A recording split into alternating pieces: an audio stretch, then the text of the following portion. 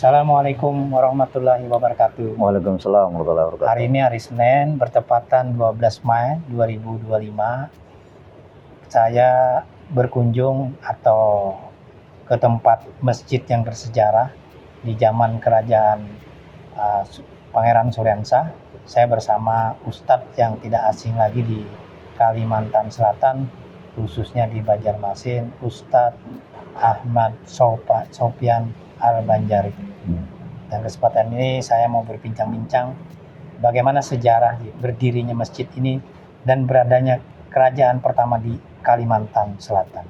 Jadi Masjid Sultan Suryensah itu didirikan pada tahun 1500-an.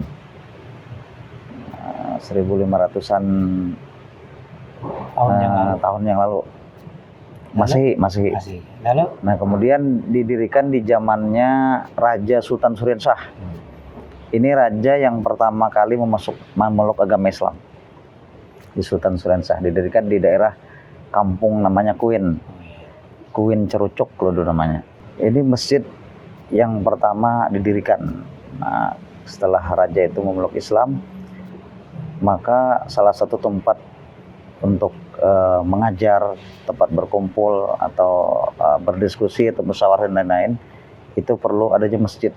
Nah, sebagaimana Rasul pun pertama beliau hijrah ke Yathrib yang sekarang terkenal dengan Madinah, itu mendirikan satu masjid yang bernama Masjid Quba.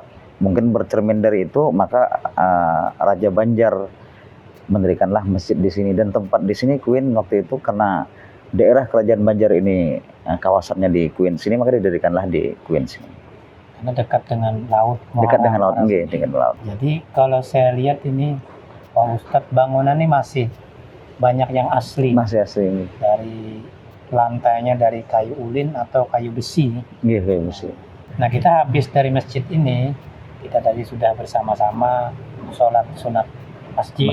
Masjid. Nah, itu kira-kira menurut Ustadz, setiap orang mau masuk masjid terutamanya, apa yang dianjurkan oleh Nabi kita Nabi Muhammad SAW?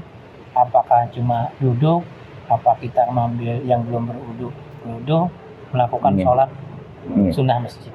Kalau kita masuk masjid, maka disunahkan pertama kita melangkah dengan kaki kanan. Kemudian setelah itu kita melaksanakan sholat tahiyatul masjid dan berniat i'tikaf. Nah, tadi kan sudah kita berniat i'tikaf, karena kalau kita berniat i'tikaf, apa yang dilakukan orang dalam hal kebaikan, insya Allah kita juga mengalir pahala ke orang yang bertikaf di masjid. Cuma ada Pak Haji Pojan Ramon Sidin dari subuh ke masjid, zuhur masih di masjid, asar masih di masjid, sampai subuh besok masih di masjid. Karena masjidnya terkunci. Kada tahu bulik. Ustadz kan pendakwah nih. Nah, kalau pendakwah nih bahasa saya tidak hanya di mimbar atau di panggung. Apakah Ustadz juga melakukan supaya kita minum di warung kopi, di rumah makan? Artinya namanya dakwah di mana saja tempatnya, tidak harus di masjid kan? Ustadz gimana kira-kira? Alhamdulillah, apa yang disampaikan Pian itu kalau bahasa Banjar kenapa Pak? Boleh.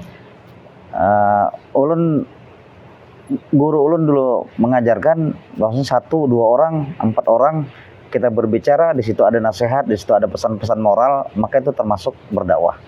Nah, jadi bisa di warung, bisa atau di tempat di pos-pos, bisa di pasar juga bisa, dan lain-lain. Yang penting kita menyampaikan walaupun satu ayat, insya Allah ada nilai daripada Allah. Kalau dakwah itu kira-kira apa namanya, Kak? Harus kita serius, harus kita tegang. Apakah dibolehkan untuk bahasa Banjarnya tuh? Kalau bahasa Indonesia kan guyon. Kalau bahasa Banjar lucu-lucuan tuh kira-kira. Bahasa Banjar lagi malabiu. Kalau di zaman sekarang ini mungkin strategi memang harus kita guyon atau lucu-lucu. Karena kalau kadang kita masukkan seperti itu tuh orang bisa ngantuk. Atau kita buat hati orang gembira, maka ilmu itu mudah akan masuk. Nah, mudah masuk. Kalau guru Bangil beliau jemaah ini terserah aja menak guring, mengantuk, tenganga. Sini kan ada menagur.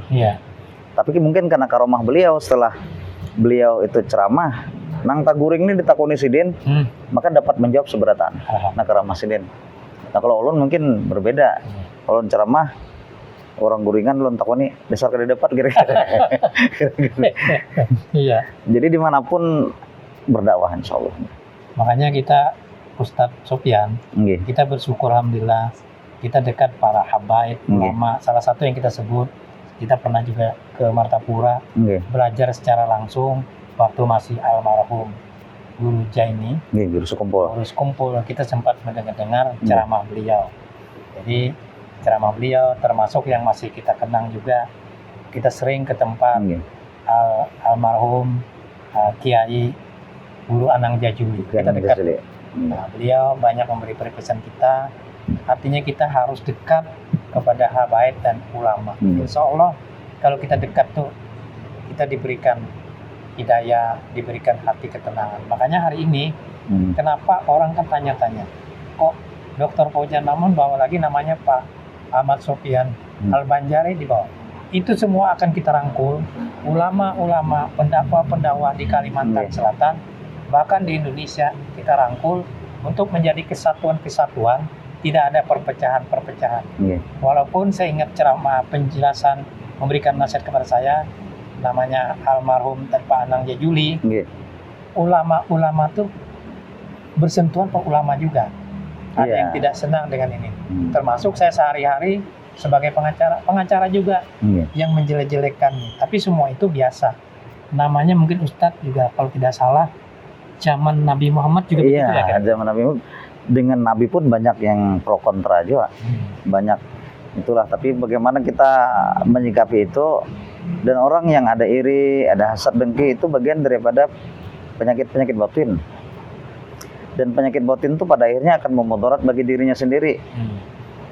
Nah, contoh ada orang datang haji, tapi niat sidin itu kan karena bagat, baju gamis hanyar, sorban hanyar, kopi haji hanyar, minyak harum menambah betul setengah, lalu orang beragapan. Terakhir ada yang beragap pisit, paji 4 batahun paji, mana panasnya Banjar lan Makkah, panas Banjar di sini. Wah kenapa panas Banjar? Ruku ikam tertajak di gulu. Itu karena penyakit batin. Jadi ini alhamdulillah pian di sini kita sharing, mungkin ini pun bagian daripada dakwah, memberikan nasihat atau memberikan pendidikan orang. Kita ingat kita pernah makan dengan Guru Udin di Samarinda. Makan dengan Pak Anang Jajuli, kita sering ke rumah. Jadi begitu beliau habis makan, Pak Guru Udin Samarinda termasuk almarhum Anang Jajuli cuci tangan. Cuci tangan, kita makan siang. Setelah cuci tangan, beliau ambil minyak harum. Kita tanya, kenapa Guru minyak harum? Jasidin karena aku nih sering ada tamu mencium tangan aku.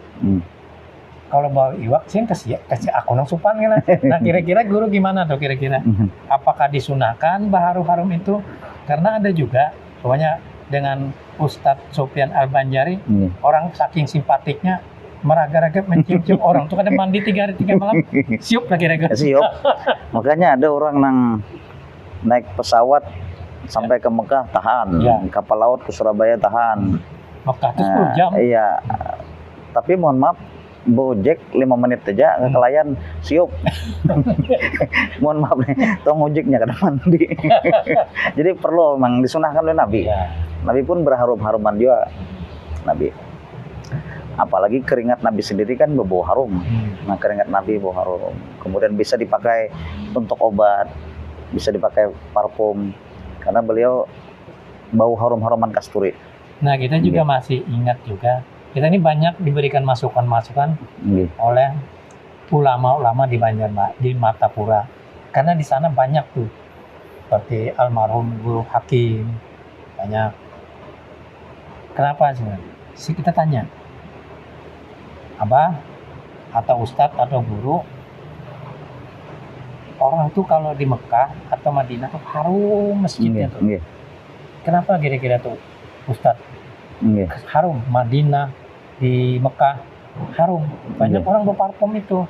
Lalu saya tanya salah satu kemarin saya umrah, kenapa jadi harum? Pertama, masjidnya memang diharumi, Nggih. orangnya datang. Makanya saya tanya Pak Ustadz kemarin, karena kalau harum-harum wangi-wangi, malaikat-malaikat tuh Iya. mau mendekati lah. Nggih, mendekati. Ini kalau bawa Ariwano, malaikat kalau mau mendekat lah. Aduh, mendekat. Kira-kira gimana? Sedikit tuh penjelasannya. Ya memang kita lihat di masjid di Mekah, Madinah, bau harumnya luar biasa. Mungkin karena itu bagian daripada mukjizat Nabi Muhammad juga kan, beliau bermakam di Madinah.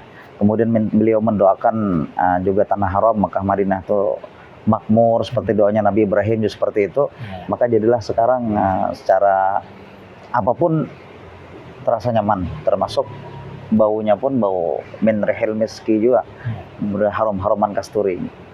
Makanya kita tuh Ustadz lah, kalau ke Mekah atau Madinah kita beli parfum. Nggih.